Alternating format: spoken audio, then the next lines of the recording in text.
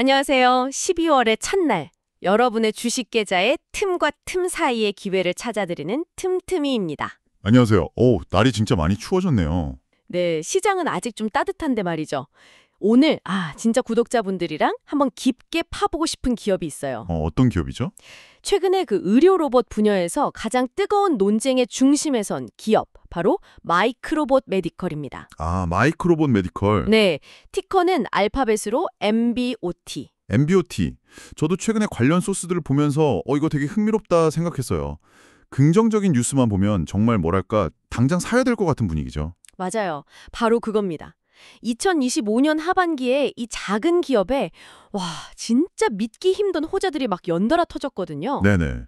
미국 FDA 승인은 기본이고 세계 최고 수준의 대학병원이 세계 최초로 이 회사 제품을 도입했다는 소식까지 나왔어요. 그렇죠.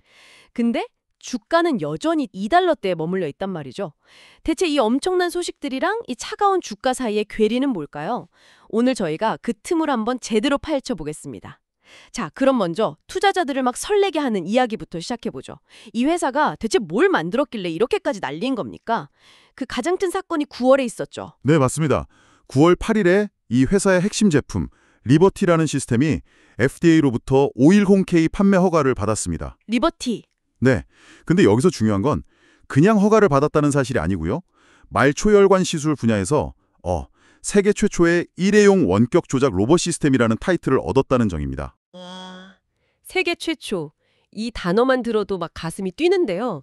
근데 사실 저희 같은 일반 투자자들은 그 FDA 510K 승인이라는 게 정확히 어떤 의미인지, 이게 얼마나 대단한 건지 감이 잘 안 오거든요.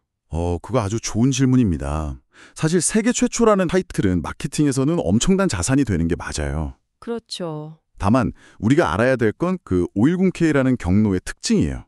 이게 뭐 세상에 없던 완전 새로운 기술을 주는 게 아니고요. 이미 시장에 나와 있는 다른 의료기기랑 실질적으로 동등하다. 이걸 입증해서 받는 비교적 좀 빠른 허가 경로거든요.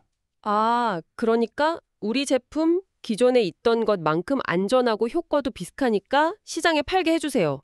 딱 이 정도 느낌이군요. 네네. 그럼 이게 뭐 기술적으로 엄청난 해자, 다른 회사들이 절대 못 따라오는 그런 건 아닐 수도 있겠네요. 정확히 보셨습니다. 그래서 기술적 우위도 중요하지만 이 회사의 진짜 파괴력은 기술이 아니라 비즈니스 모델에 있다는 분석이 많습니다. 저도 그 얘기 들었어요. 이 회사의 비즈니스 모델이 기존 의료 로봇 시장의 판을 아예 뒤엎을 수 있다고요.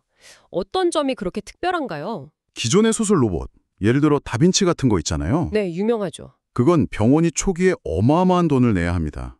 기계 한 대에 수십억 원. 이걸 이제 자본 지출, 캐펙스라고 하죠. 거기에 매년 수억 원씩 유지보수비까지 따로 들어요. 그러니까 중소병원들은 뭐 아예 쳐다볼 수도 없는 구조였던 거죠. 그렇죠.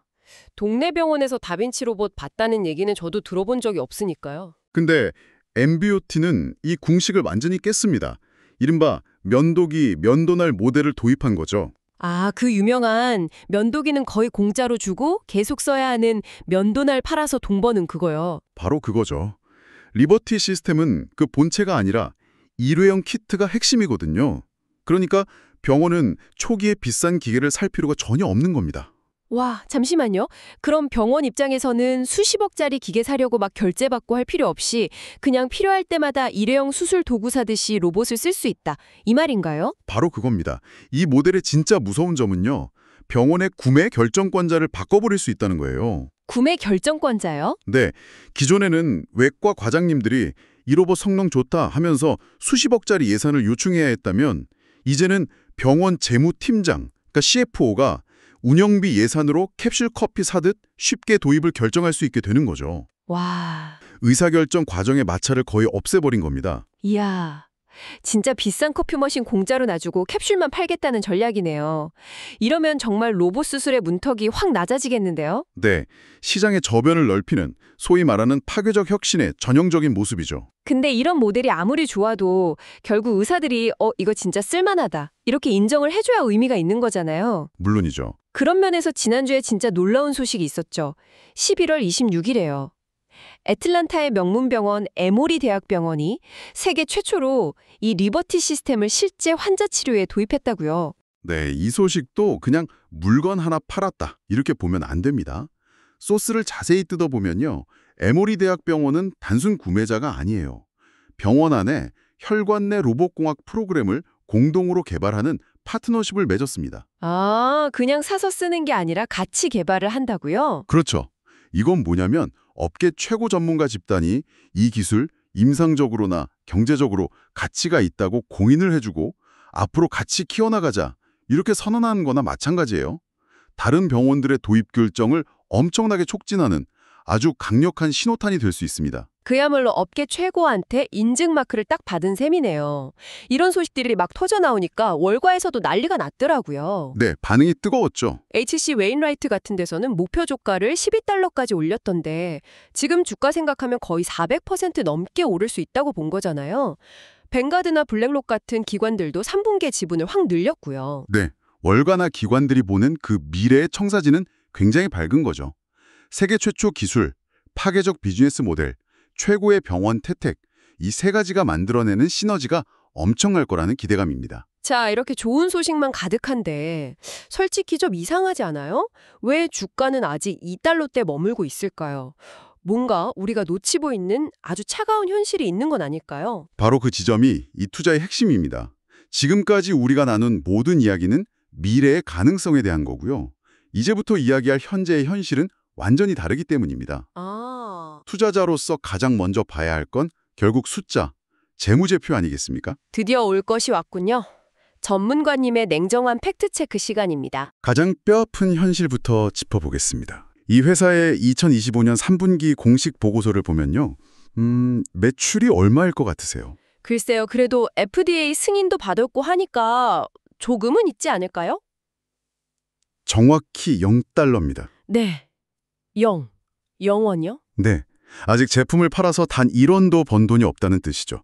오히려 매 분기에 약 350만 달러, 우리 돈으로 한 45억 원 정도의 순손실을 기록하고 있어요. 와, 매출이 0원이라니 좀 충격적인데요? 아니, 그럼 회사가 가지고 있다는 그 8천만 달러, 거의 1,000억 원에 가까운 현금은 다 어디서 난 돈이에요? 그 돈이 바로 영업으로 번 돈이 아니라 유상증자 같은 걸로 기존 그리고 신규 투자자들의 주머니에서 나온 자금입니다. 아, 즉, 이 회사는 아직 돈을 버는 단계가 아니라 계속해서 투자금을 태우면서 버티고 있는 단계다. 이걸 명확하게 알아야 합니다. 스스로 돈을 벌어서 크는 게 아니라 투자금으로 연명하고 있는 거죠. 미래의 가능성을 보고 투자한 사람들의 돈으로 회사가 운영되고 있다는 거군요. 또 다른 위험은 없나요? 이 시장이 그렇게 만만한 곳은 아닐 것 같은데요. 당연합니다. 두 번째 현실은 여기가 거인들이 지배하는 전쟁터라는 겁니다. 수술 로봇 시장에는 인투이티브 서지컬의 다빈치라는 절대 강자가 버티고 있죠. 아, 그쵸. 다빈치. 전 세계에 이미 8,000대 이상 깔려서 의사, 병원, 보험사를 잇는 거대한 생태계를 만들어 놨어요. 이건 그냥 경쟁자가 아니라 시장의 운영 체제, OS 같은 존재입니다. 다빈치는 정말 넘사벽이긴 하죠. 그리고 혈관 내 로봇 시장으로만 좁혀봐도 상황이 만만치 않아요. 이미 거대 기업 지멘스가 인수한 코린더스라는 강력한 경쟁자가 있고요. 아, 지멘스요? 네. 지멘스는 병원의 MRI나 CT 같은 영상 장비 시장을 이미 꽉 잡고 있잖아요. 만약에 이 영상 장비랑 로봇을 패키지로 묶어서 약간 끼어 깔기 전략을 쓴다면 엠뷰티 같은 신생기업은 영업 단계에서부터 굉장히 고전할 수 있습니다. 아, 대기업의 자본력에 영업만까지. 이건 진짜 무서운 현실이네요. 여기에 의료기기 공룡인 메드트로닉의 휴고 로봇도 막강한 자본력으로 미국 시장 진출을 앞두고 있고요. 우리는 이걸 물어야 합니다.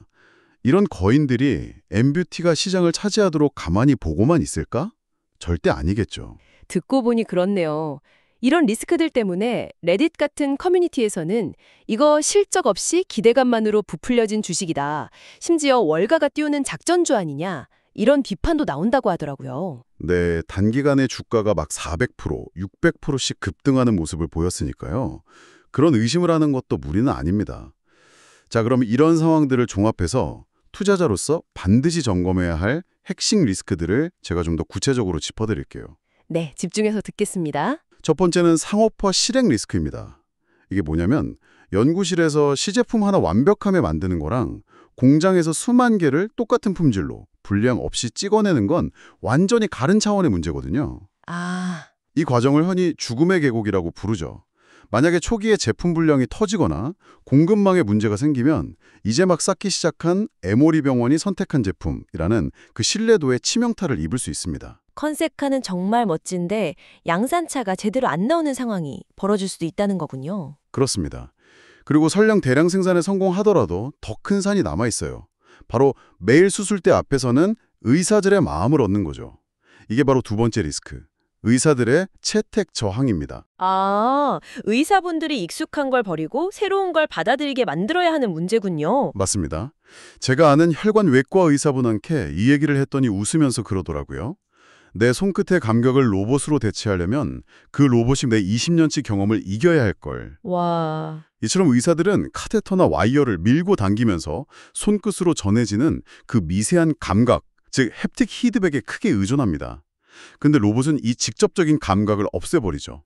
만약에 새로운 시스템을 배우는 게 너무 어렵거나 기존 방식보다 비효율적이라고 판단되면 의사들은 그냥 외면할 수 있어요. 의사들의 자부심과 경험은 생각보다 훨씬 큰 장벽입니다. 와, 그건 생각도 못했네요. 이게 기술의 문제가 아니라 심리의 문제일 수도 있겠군요. 그리고 세 번째 리스크는 제한된 시술 범위입니다. 현재 FDA 승인을 받은 분야는 말초 혈관에 국한되어 있거든요. 이 시장도 작지는 않지만 정말 돈이 되는 더 큰 시장은 심장, 그러니까 관상동맥이나 뇌혈관 시술입니다. 아직 이 분야에서는 허가를 못 받았기 때문에 당장의 시장 크기에는 명확한 한계가 존재하죠. 마지막 네 번째 리스크는 뭔가요? 이건 회사가 SEC에 제출한 분기 보고서 10-Q에 스스로 써놓은 내용인데요. 바로 지정학적 리스크입니다. 회사의 주요 연구개발, R&D 시설이랑 운영시설이 이스라엘에 있습니다. 아, 이스라엘이요? 네, 최근 중동 지역의 불안정성은 기업 운영에 언제 터질지 모르는 잠재적 리스크로 작용할 수밖에 없는 거죠. 와, 이렇게 리스크를 하나하나 짚어보니까 정말 만만치 않네요. 그래도 저는 이 기술의 가치를 무시할 수는 없다고 생각해요. 의사분들이 수술 중에 방사선에 계속 노출되는 게 엄청난 직업병이라고 하잖아요. 네, 심각한 문제죠. 근데 이 리버티 시스템을 쓰면 방사선 피폭을 92%나 줄여준대요. 이건 그냥 편의성 문제가 아니라 의사의 생명과 직결되는 문제 아닌가요? 그 점은 누구도 부정할 수 없는 이 기술의 가장 큰 가치 중 하나입니다. 기술의 잠재력은 저도 충분히 인정하고요. 말씀하신 방사선 피폭 감소나 또 원격 수술의 가능성은 분명 의료계의 오랜 숙제를 해결할 수 있는 혁신적인 부분이죠. 그렇죠. 원격 수술이 가능해지면 지방에 계신 분들이 굳이 서울까지 안 와도 최고의 명의에게 수술받을 수 있는 세상이 열리는 거잖아요. 이건 의료 불평등 해소에도 기여할 수 있는 엄청난 일이라고요. 맞습니다. 하지만 중요한 건 그 위대한 기술이 실제 병원의 수익으로 연결되고 수십 년간 이어져 온 의사들의 수술 방식을 바꾸고 또 보험 수가 시스템에 편입되는 데에는 우리가 생각하는 것보다 훨씬 더 긴 시간과 노력이 필요할 수 있다는 점입니다. 그 기술의 가치가 재무제표에 숫자로 찍히기까지의 그 길, 그 죽음의 계곡이 얼마나 길고 험난할지가 바로 이 투자의 핵심인 거죠. 결국 또 그 죽음의 계곡이 문제군요. 자동차로 비유하자면 컨셉카는 정말 기가 막히게 나왔는데 이걸 실제로 대량 생산해서 도로에 많이 깔리게 하고 사람들이 운전 습관을 바꿔서 자율주행을 믿게 만드는 건 전혀 다른 차원의 문제다. 딱 이 말씀이시네요. 아주 정확한 비유입니다. 컨셉카와 양산차 사이의 간극, 바로 그게 지금 MBOT가 마주한 현실입니다. 자, 오늘 정말 깊이 있게 파봤습니다. 정리를 한번 해보자면 한쪽에서는 세계 최초의 일회용 로봇 기술과 병원의 진입장벽을 파괴하는 비즈니스 모델로 무장한 게임 체인저의 등장을 이야기하고 지멘스나 메드트로닉 같은 거대 기업들과 싸워야 하며 대량 생산, 의사들의 저항, 지정학적 리스크 같은 수많은 현실의 장벽을 넘어야 하는 도전자의 냉혹한 현실을 지적하고 있죠. 자, 구독자 여러분은 이 기업, MBOT의 미래를 어떻게 보시나요? 어쩌면 이 기업의 성공은 기술의 위대함이 아니라 수십 년간 굳어진 수술실의 정치학과 의사들의 관성을 얼마나 잘 이해하고 설득하느냐에 달려있을지도 모릅니다. 여러분이 병원장이라면 이 로봇의 도입을 승인하시겠습니까? 의료 로봇 시장의 판도를 바꿀 제2의 인투이티브 서지컬이 될까요? 아니면 한순간에 꺼질 수도 있는 위험한 거품일까요? 댓글로 여러분의 날카로운 생각을 자유롭게 남겨주세요. 저희도 함께 배우고 토론하겠습니다. 지금까지 틈틈이와 알아보는 미국 주식 틈틈이었습니다. 감사합니다. 감사합니다.